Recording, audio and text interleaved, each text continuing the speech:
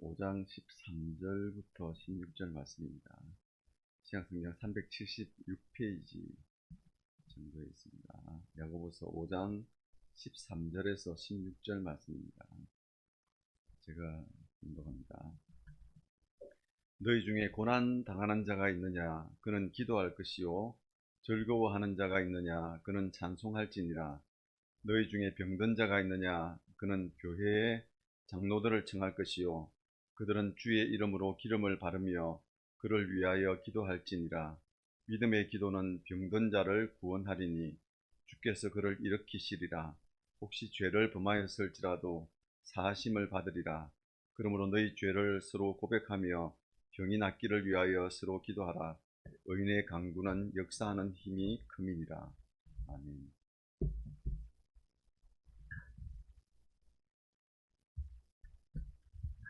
야고보서는 예수님의 육신의 동생이자 예루살렘 교회의 영적 지도자인 야고보가 흩어져 있는 성도들을 위해서 쓴 편지입니다.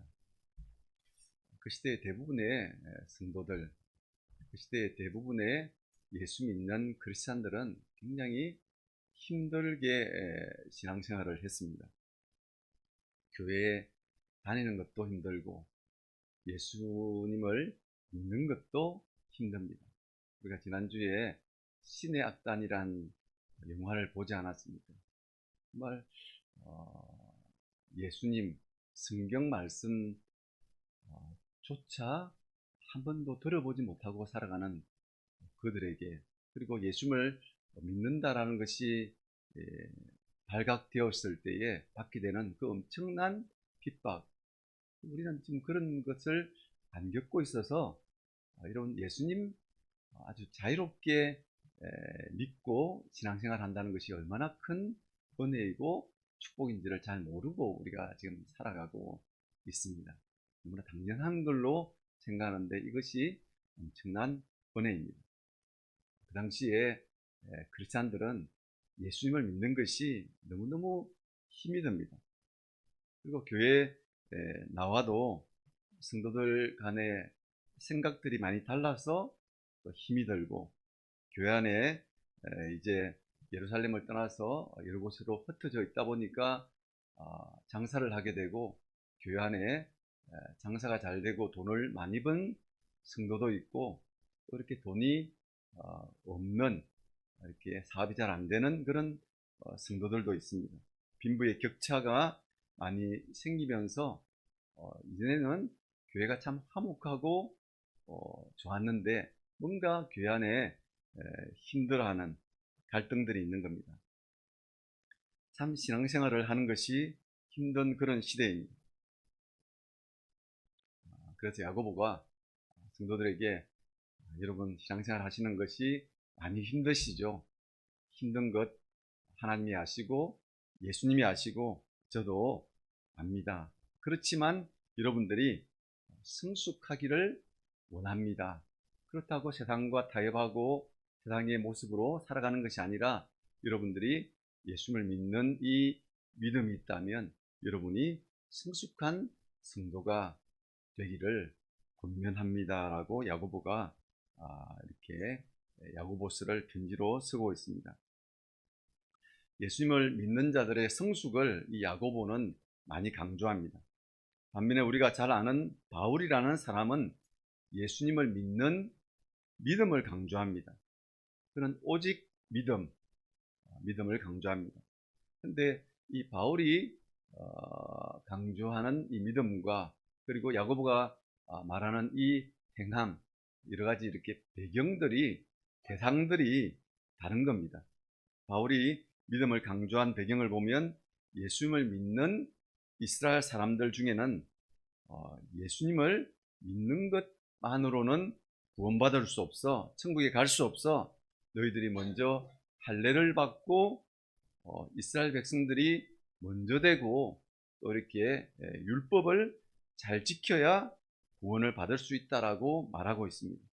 그러니까 그런 잘못된 교리, 율법 안에 있는 이 크리스찬 유대인들, 향해서 바울은 그렇지 않다. 구원은 오직 믿음으로만 받는다라고 그들에게 강조하고 있는 겁니다.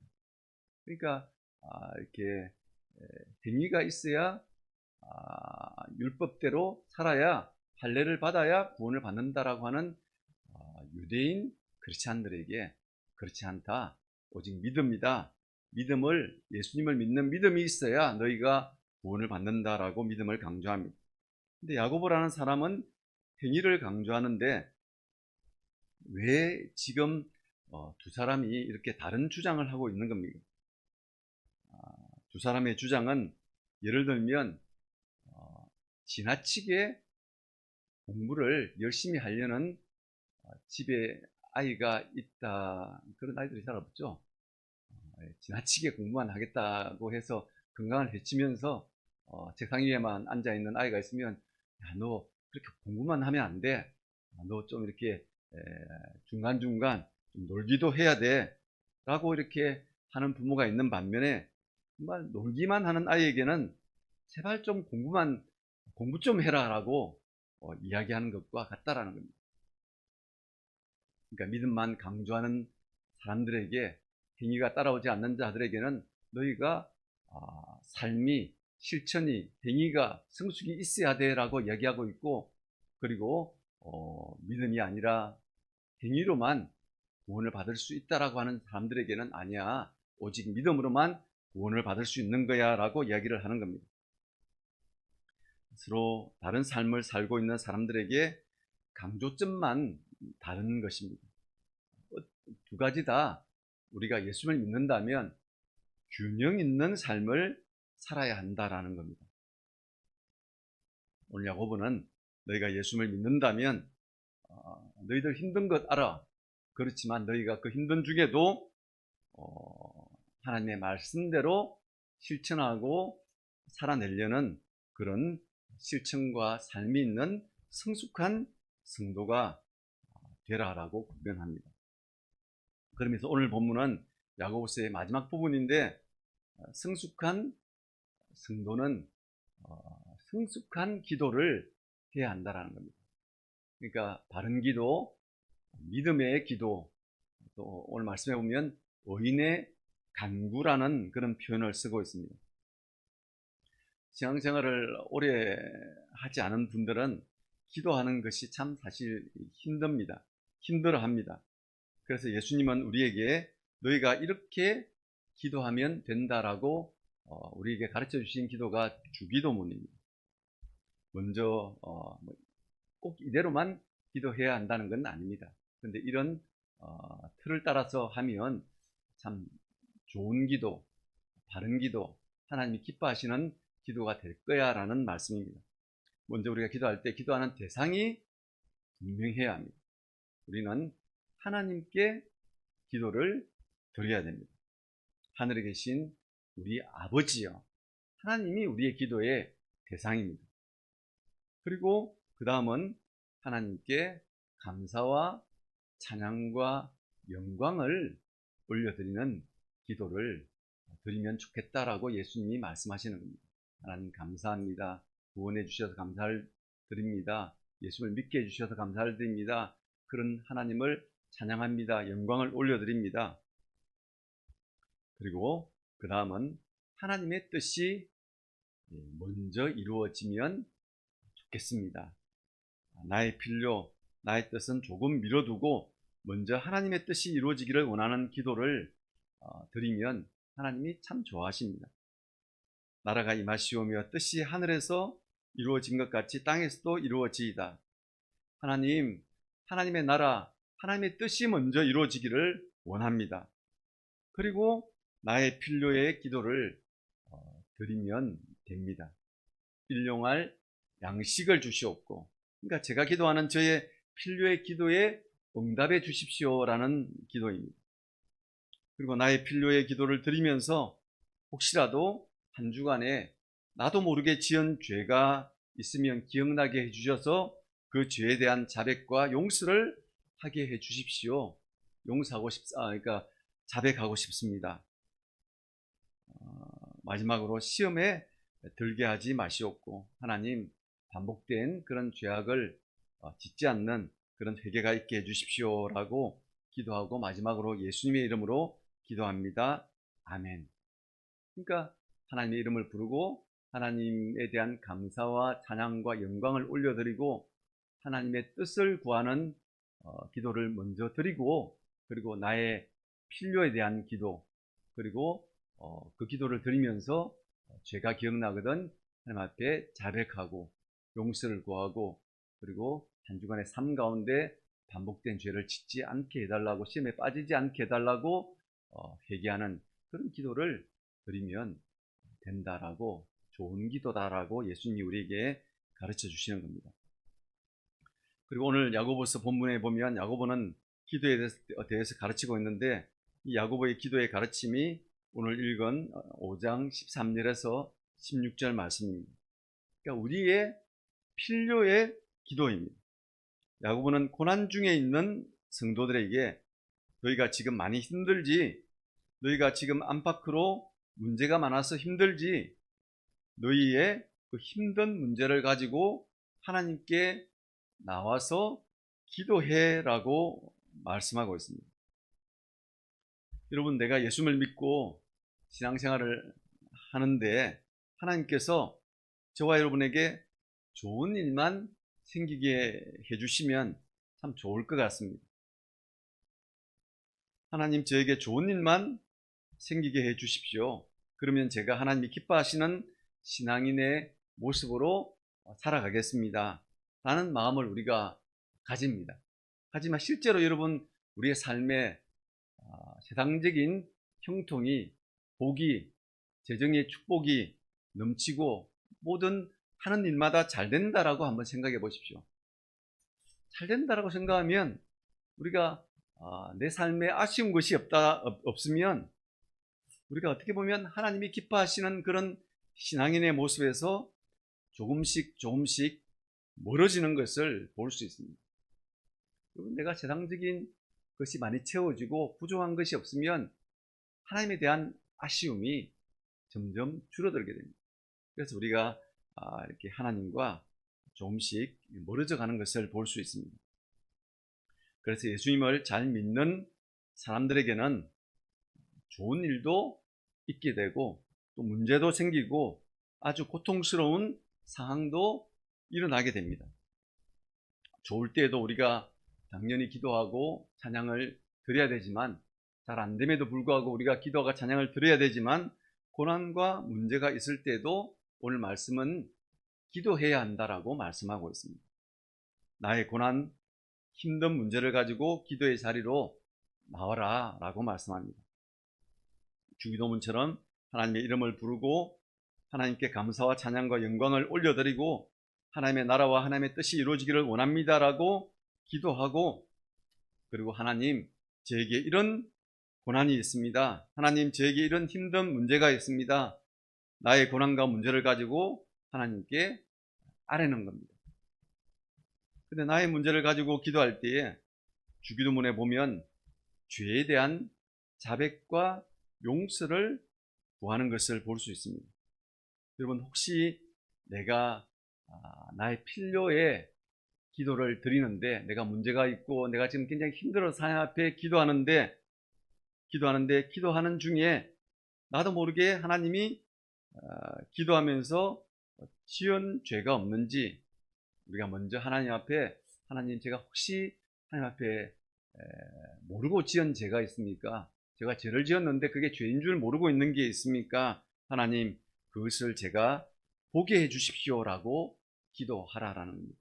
이렇게 기도할 때에 나는 전혀 생각하지 못한 그런 부분들이 말씀을 통해서 하나님이 그것은 너가 안 하면 좋겠어, 내가 하지 않아야 할 것을 하나님이 말씀을 통해서 보게 해 주십니다. 이런 나의 모습을 하나님이 기뻐하시지 않는 거구나, 내가 이런 모습을 하지 않기를 하나님이 원하시는구나, 하나님, 제가 모르고 그렇게 했는데 하나님이 기뻐하시지 않는다면 제가 하지 않겠습니다 라고 이렇게 하나님 앞에 고백을 하는 겁니다. 나의 잘못을 인정하는 겁니다. 요한일서 1장 9절을 보면 만일 우리가 우리 죄를 자백하면 그는 미쁘시고 의로우사 우리 죄를 사하시며 우리를 모든 불의에서 깨끗하게 하실 것이요 라고 분명히 약속하셨습니다. 우리가 참 모르고 짓는 죄들이 많지 않습니까?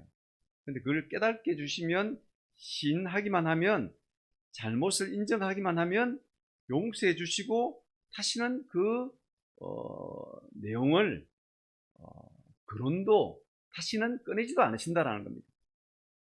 그래서 14절 오늘 말씀 보면 너희 중에 병든 자가 있느냐 그는 교회 장로들을 청할 것이요 그들은 주의 이름으로 기름을 바르며 그를 위하여 기도할지니라.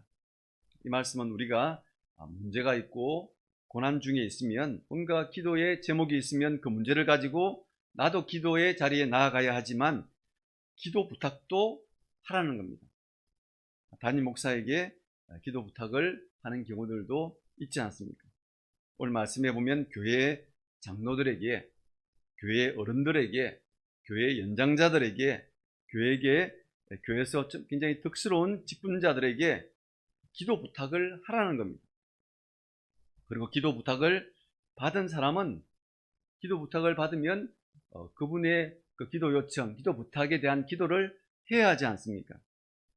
기도 부탁을 하고 기도를 해야 하는 당사자도 기도 부탁을 받아서 기도를 해야 하는 중보자도 이런 관점에서 기도하라라는 것입니다. 먼저 혹시라도 그분의 기도를 중보하기 전에 하나님이 기뻐하시지 않는 나의 모습은 없는지 자신을 돌아보라는 겁니다. 여러분, 같은 기도를 하면서 먼저 혹이라도 내가 하나님 앞에 잘못된 것들이 있습니까? 라고 기도하면서 하나님이 깨닫게 해주시면 하나님 잘못했습니다. 다시는 그렇게 하지 않겠습니다. 라고 하고 난 뒤에 그 기도 부탁들은 기도를 하는 것과 그냥 내가 죄를 지었던 내가 모르는 죄를 지었던 관계없이 그냥 기도 부탁받은 그 기도의 제목만 가지고 기도하는 것 어느 것을 하나님이 더 기뻐하실 것 같습니다. 기도 부탁을 받고 기도하는 담임 목사도 성도의 기도 부탁을 받았으면 먼저 기도하는 사람은 기도 중에 말씀 안에서 자신을 돌아볼 수 있어야 합니다. 우리가 누군가에게 기도하는 자도 그렇고 기도 부탁을 받은 자도 우리가 내가 기도에 해야 하는 이 책임이 이제 생겼지 않습니까? 그러면 나도 담임 목사도 여러분들의 기도 부탁을 받으면 먼저 저를 좀 이렇게 하나님 앞에 돌아보며 말씀을 보면서 기도하면서 하나님 혹이라도 저에게 하나님 앞에 좀 이렇게 내어놓아야 될 그런 부분들이 있으면 하나님 앞에 자백할 수 있는 그런 제가 되기를 원합니다 라고 기도하면서 그것을 보게 하시면 먼저 하나님 앞에 용서를 구하고 그분의 요청받은 그 기도를 내가 기도해 줄 때에 그 기도에 훨씬 큰 능력과 역사들이 일어난다라는 겁니다. 그리고 또 한 가지는 그 사람의 기도의 부탁을 듣고 기도하면서 하나님께서 그 사람, 그 가정을 향한 하나님의 계획하심이 있으신가 보다. 저 가정이, 저 사람이 저런 고통, 저런 문제가 있어서 나에게 기도 부탁을 할 때 기도 부탁받은 자는 먼저 자신을 돌아보지만 먼저 그 가정을 보면서 그 문제를 보는 것이 아니라 그 문제 너머에 하나님이 그 가정과 그 사람을 향한 하나님의 선하신 뜻, 선하신 계획, 하나님의 그런 기대가 무엇인지를 볼 수 있는 그런 이렇게 상황 너머를 볼 수 있는 그런 기대감을 가지고 그 사람, 그 가정을 위해서 기도하라는 겁니다.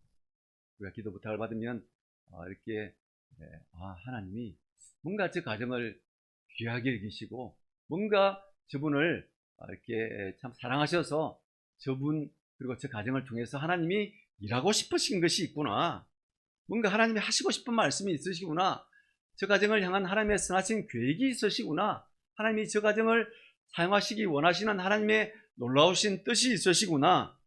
이런 우리가 좀 기대감을 가지고 그 가정을 위해서 기도하라라는 말씀입니다.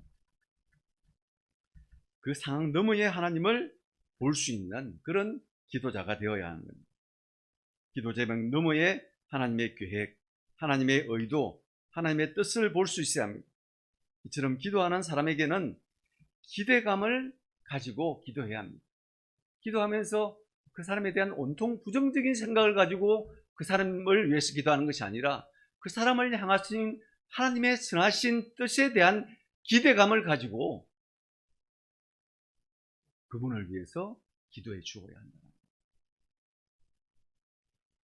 나에 대해서는 좀 뭔가 그라도 내가 안 좋은 것이 없는가에 대한 내 자신을 돌아보고 그 기도 부탁받은 그 가정과 그 사람을 위해서는 정말 하나님이 그 가정을 향하신 선하신 계획, 뜻, 꿈, 기대감을 가지고 우리가 그 가정을 위해서 그 사람을 위해서 기도해 주어야 한다는 겁니다. 13절에 보면 너희 중에 고난 당하는 자가 있느냐 그는 기도할 것이요 즐거워하는 자가 있느냐 그는 찬송할지니라. 기도하라 찬송하라. 고난이 있을 때에는 기도하고 좋은 일이 있을 때는 찬송하라라고 말씀하고 있습니다. 근데 어저께 제가 찬양 세미나를 했는데 오늘도 할 겁니다. 저는 그렇게 많은 분이 오실 줄 몰랐는데 어저께 15분도 더 오신 것 같기도 합니다. 많은 분들이 오셔서 찬양 세미나를 참석하셨는데 강사분이 찬양은 복조 있는 기도다라고 말씀했습니다. 그러니까 우리가 기도도 기도고 찬송도 기도인 겁니다. 그러니까 우리가 좋은 일이 있을 때도 기도하고 찬송하지만 우리가 힘든 일이 있을 때도 문제가 있을 때도 우리가 기도하고 찬송하는, 그러니까 곡조 있는 곡으로 우리가 하나님 앞에 기도를 드리고 또 우리가 그냥 마음속으로 때로는 소리를 내어서 하나님 앞에 기도하는 그런 기도를 드리라라는 말씀입니다. 우리가 좋은 일이 있을 때나 문제나 고난이 있을 때에도 찬송하고 기도할 수 있는 것은 지금 내가 어떤 상황이 처해 있더라도 그 상황에 대한 기대감이 있기에 그런 기도, 찬양의 기도를 할 수 있는 겁니다. 여러분, 기도는 그 문제만 보는 것이 아니라 그 문제 너머에 계신 하나님을 바라보는 겁니다. 기도는 그 문제만 보는 것이 아니라 그 문제 너머에서 가지고 계신 하나님의 뜻, 계획을 바라보는 것입니다. 그럴 때 우리가 기도하면서 기대감을 가지고 기도하게 되는 겁니다. 사도행전 16장 25절 26절을 보면 한밤중에 바울과 실라가 기도하고 하나님을 찬송하며, 그러니까 바울과 실라가 감옥 안에서 기도하고 찬송하고 있습니다. 죄수들이 졌더라. 이에 갑자기 큰 지진이 나서 옥토가 움직이고 문이 곧 다 열리며 모든 사람의 매인 것이 다 벗겨진지라. 지금 바울이라는 사람이 뭐 하다가 감옥에 갇힙니까? 전도하다가, 예수님 전하다가 자신이 유럽의 첫 관문의 전도지인 그 빌립보에서 감옥에 갇혀 있는 겁니다. 지금 빌립보라는, 그러니까 처음 갔을 때 갇힌 게 아니라 그곳에서 지금 감옥에 갇혀 있는 그런 상황입니다. 예수님을 전하는데 감옥이라는 아주 고통스러운 상황을 맞고 있습니다. 예수님 전하는데 아주 절망스러운 상황입니다. 여러분, 많은 사람들은, 대부분의 사람들은 내가 지금 감옥에 있다라고 하면 주위에 있는 사람도 그렇고 본인도 내가 왜 이럴까? 내가 왜 이런 상황에 처했는가? 내가 왜 이런 고통을 받아야 되는가? 아주 고통스럽고 절망스러워 할 겁니다. 근데 지금 바울의 모습은 어떻습니까? 그가 그런 세상 사람들이 볼 때는 절망스러운 상황인데 그가 그곳에서 기도하고 찬양하고 있다라고 말씀하고 있습니다. 바울이라는 사람은 그 감옥 안에서 기대감을 가지고 있는 겁니다. 하나님이 나를 이 감옥에 보내신 이유와 목적과 선하신 그런 뜻이 있을 건데 그것이 무엇인가라고 생각할 때에 아직 당장 눈에 보이진 않지만 그것에 대한 기대감이 있으니까 그가 기도하고 찬양하게 되는 겁니다. 지금 바울은 재수가 없어서 억울하게 감옥에 갇혔다라고 생각하면서 절망하고 있지 않습니다. 바울은 내가 이 감옥에 있어야 할 이유가 있어서 하나님이 나를 이곳까지 인도하셨다라고, 이런 감옥이라는 힘든 상황을 주셨다라고 생각하고 있는 겁니다. 그리고 이 감옥에서 하나님이 어떤 역사를 일으키실지에 대한 기대감을 가지고 있습니다. 하나님의 선하신 계획에 대한 기대감을 가지고 있습니다. 그런 기대감이 있기 때문에 그가 감옥 안에서 기도하고 찬양을 하게 되는 겁니다. 그럴 때에 그런 기대감을 가진 기도와 찬양의 기도가 있을 때에 어떤 일들이 일어납니까? 옥문이 열리고 그들에게 메었던 쇠사슬이 끊어지는 일이 벌어지고 있습니다. 근데 그가 기대감을 가지고 기도하고 찬양할 때에 그의 마음에, 하나님, 제가 빨리 이 문제를 좀 해결해 주십시오. 이 고통스러운 상황에서 벗어나게 해 주십시오. 하나님, 제가 이 감옥에서 나가게 해 주십시오. 라는 이런 마음으로 지금 전체적인 흐름을 보면 바울이 기도하고 찬양하지 않은 것을 우리가 알 수 있습니다. 우리는 아마 그런 상황에 있으면, 하나님, 제가 빨리 이 고통 가운데서 벗어나고 싶습니다. 저희 이 문제를 빨리 해결해 주십시오.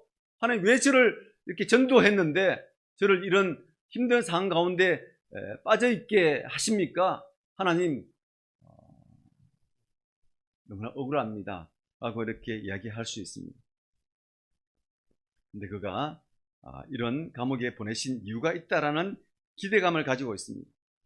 그래서 그는 이 감옥에서 나가는 것이 먼저가 아니라 이 감옥에서 하나님이 나를 보내신 이유, 나를 이 고난 가운데 두신 계획을 알기를 원합니다.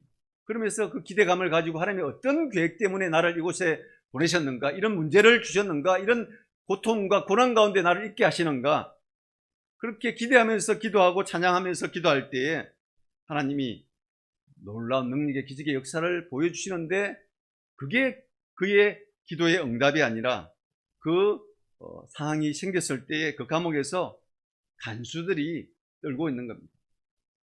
지금 이 상황의 결과로 아마 이 간수들은 아주 혹독한 고난, 힘든 상황, 자칫 잘못하면 그들의 목숨을 내어놓아야 할 그런 상황이 생길 수 있습니다. 그런데 하나님이 이 바울의 심령에 이 간수들에게 복음을 전하라는 마음을 주시는 겁니다. 하나님이 나를 보내신 것은, 하나님이 나를 이 고난 가운데 있게 하신 것은, 하나님이 나에게 이런 정말 힘든 문제 가운데 있게 하신 것은, 이 고난 가운데 하나님이 역사하셔서 나에게 만나게 하신 이 간수들에게 예수님을 전하는 것, 복음을 전하는 것이 하나님이 나를 그곳에 보내신 하나님의 이유와 목적과 계획인 겁니다. 우리는 그 계획을 그 당시에는 알지 못합니다. 그러나 뭔가 나에게 그 고난, 그 문제를 주셨을 때는 하나님이 분명히 선하신, 하나님이 정말 선하게 이루실 하나님의 놀라운 계획과 이유가 있다라는 것을 우리가 기대하면서 기도하고 찬양할 때에 하나님이 역사하셔서 정말 내가 생각하지 못한 그런 방법과 기적과 같은 역사를 통해서 내가 생각하지 못한 그런 결과의 일들을 하게 하시는 것을 볼 수 있는 겁니다. 그러면서 이게 하나님이 나에게 고난을 주신 더 중요한 이유이고 문제이고 그런 계획이시구나 라는 것을 우리가 알게 되는 겁니다. 기대감을 가지고 기도하고 찬송할 때에 하나님이 나에게 주신 그 고난과 문제의 이유를 발견하게 되는 겁니다. 우리의 인생 가운데 늘 문제이고 늘 고난이지 않습니까? 하나님께서 저와 여러분에게 고난과 문제를 주시는 하나님의 분명한 이유에 대한 기대감을 가지고 기도하고 찬양하시기 바랍니다. 그럴 때 하나님이 나에게 이 고난과 문제를 주신 분명한 이유를 발견하게 하실 것입니다. 그런데 많은 성도들은, 저는 젊을 때에 이런 고난과 문제가 있을 때에 어떻게 하든지 저의 힘으로 해결하려고 했습니다. 저의 힘으로 해결할 수 있을 것이다라고 생각했습니다. 그리고 저의 힘으로 해결하려고 정말 저 힘 닿는 데까지 몸부림치면서 그 일을 제가 해결하려고 정말 밤에 잠을 못 자고 엄청난 고통의 시간 가운데 제가 그 문제를 해결하려고 했는데, 제 힘으로 하려고 하면 할수록 더 깊은 수렁 가운데 빠지는 겁니다. 헤어나올 수 없는 그런 어려움 가운데 빠지면서 그대로 내가 있으면 그 늪과 수렁 가운데 빠져서 죽을 것 같습니다. 죽을 수 있겠다라는 생각이 드는 겁니다. 정말 제가 예수님을 믿지 않았다면 이런 어려운 상황들 내가 주시면 사람들이 이래서 자살을 하는구나, 죽음을 생각하는구나 라는 그런 생각을 제가 했었습니다. 그러니까 저는 그 당시 그 모든 상황들이 너무너무 이렇게 자존심이 상했습니다. 하나님, 제가 왜 이래야 됩니까? 하나님, 왜 저에게 이런 어려운 시간들을 이렇게 길게 주십니까? 물론 제게 그런 여러 가지 연약함, 부족함, 하나님 앞에 잘못된 것들을 돌아보는 시간도 되었지만 그 시간들이 정말 하나님이 저를 향한 놀라운 계획과 목적과 이유가 있다는 것을 발견하는 데까지 엄청난 시간이 걸린 겁니다. 그 이유를 발견하지 못하니까 그때까지 계속 그 어려운 문제들이 해결이 되지 않는 겁니다. 하나님이 나에게 고난을 주신 이유와 저의 열심의 그 방향이 다른 겁니다. 저는 저의 힘으로, 저는 그때 제가 똑똑하다라고 생각했습니다. 제가 아주 능력 있다라고 생각했습니다. 저는 다른 분들, 보통 일반 분들보다 5배, 10배, 20배의 돈을 벌 수 있는 능력이 있다라고 저는 생각했습니다. 그리고 그런 능력을 이렇게 나타낼 그런 시간들도 있었습니다. 제가 20년, 30년 전에 제가 일반적인 분들이 이렇게 받는 일반적인 월급에 제가 수십 배를 이렇게 벌면서 살았던 그런 사람입니다. 그 당시에 제가 볼 때 예를 들어서 월급이 한 일반 분들 50만 원이었다면 제가 그때 정말 한 달에 한 몇천만 원 정도를 제가 벌었던 것 같습니다. 지금으로 보면 한 몇 억 되겠죠. 그런 시간도 있었는데 그런 시간을 통해서 하나님이 너의 힘으로 살아가는 그 모습, 하나님 기뻐하시지 않는 겁니다. 그러면서 이렇게 막으시는데, 하나님이 막으시니까 제가 아무리 몸부림쳐도 그 상황을 헤어날 수가 없는 겁니다. 헤어날 수가 없는 겁니다. 하나님을 믿는 사람, 예수를 믿는 사람은 내가 어떤 문제와 고난 가운데 하나님의 일하심, 하나님의 계획하심에 대한 기대를 가지고 기도하고 찬양하게 되는 겁니다.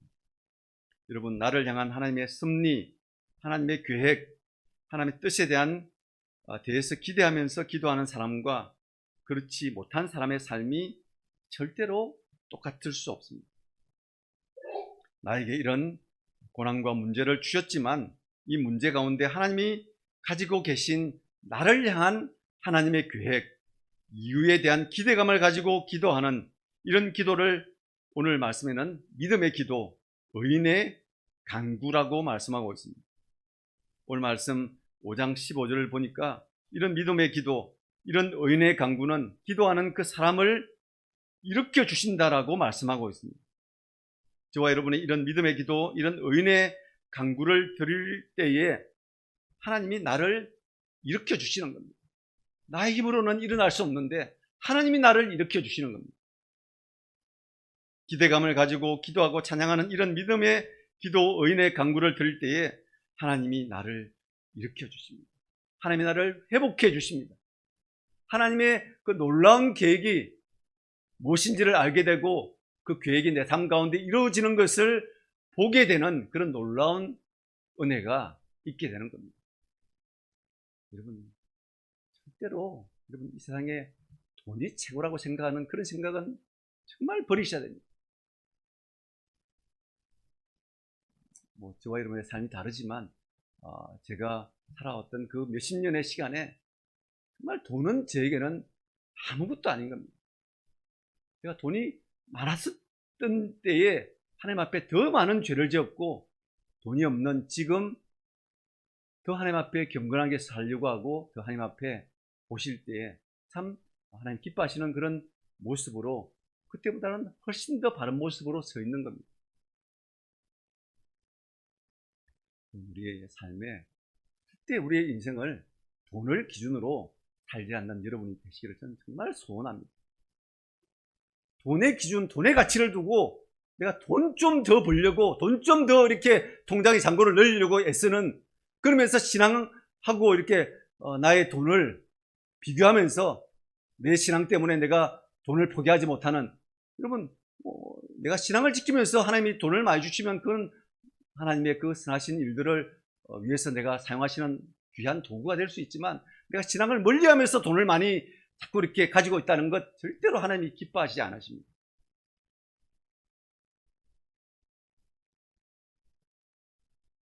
하나님이 나를 어떻게 일으켜 주십니까?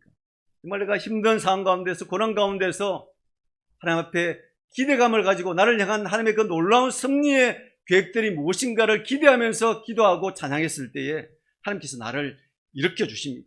어떻게 일으켜 주십니까? 내가 이런 믿음의 기도를 드리면서 내가 하나님과 얼마나 가까워졌는지를 모릅니다. 이게 하나님의 기도의 응답입니다. 물론 내가 원하고 내가 필요로 하는 것도 하나님이 응답해 주실 것입니다. 그런데 그것보다도 큰 응답은 하나님이 그런 시간들을 통해서 내가 하나님과 가까워지게 하는 그런 은혜를 주시는 겁니다. 내가 이런 믿음의 기도를 드리면서 내가 신앙적으로 얼마나 성숙해졌는지 모릅니다. 여러분들은 생각을 돈으로 자꾸 생각하시면 돈과 신앙과 하나님과 친밀함과 나는 하나님과 좀 덜 가까워져도 돼, 나는 신앙이 좀 덜 성숙해도 돼, 그러나 돈만 많으면 좋아, 이런 생각, 여러분, 하나님이 너무너무 기뻐하시지 않는 생각입니다. 우리가 초신자 때는 그런 생각을 할 수 있지만 우리가 신앙의 연수가 지나면 우리의 생각에 가치가 말씀을 근거로 한 성령이 기뻐하시는 생각으로 나를 바꾸어 간다면 나의 생각이, 나의 가치관이, 나의 말이, 나의 삶이 바뀌어져야 되는 겁니다. 내가 신앙생활을 5년, 10년, 20년, 30년, 40년을 했는데도 나의 이런 신앙의 가치관이 안 바뀐다면 나는 여전히 어린아이와 같은 그런 신앙생활을 하고 있는 겁니다. 바뀌어져야 됩니다.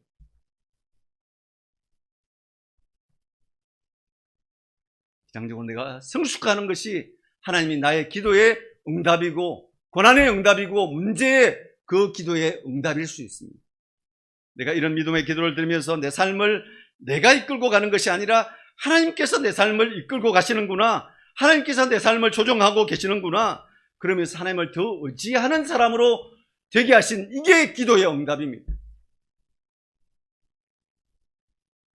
내가 고난을 통해서 이런 믿음의 기도를 드릴 때에 하나님께서 나의 삶을 놀랍게 고쳐놓으신 것, 이게 기도의 응답입니다. 그전에는 불평하고 원망하고 했는데 이제는 나도 모르게 기대감을 가지고 기도하고 찬양하게 되고 감사하게 되고, 이게 기도의 응답인 겁니다. 내가 바뀐 겁니다. 내가 변화된 겁니다. 계속 여러분들은 어린아이 같은 그런 신앙으로 징징거리면서 살아가시겠습니까? 힘들지만 나를 향하신 하나님의 기대감을 가지고 기도하고 찬양할 때에 정말 하나님의 역사의 그 능력의 나타나심이 어떻게 나타날지 기대가 가지 않습니다. 여러분, 절대로 이렇게 돈에 일희일비하고 좌지우지되는 그런 분들이 되지 않으셔야 됩니다. 하나님이 저와 여러분을 절대로 안 굶기십니다.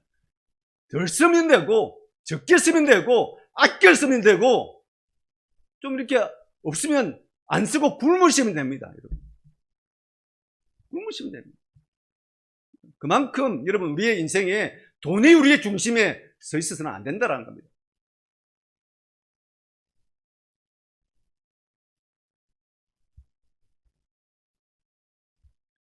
나의 이런 믿음의 기도를 통해서 내가 말씀을 근거로 한 성령의 생각을 가진 성령의 사람으로 하나님이 나를 바꾸어 놓으신 겁니다.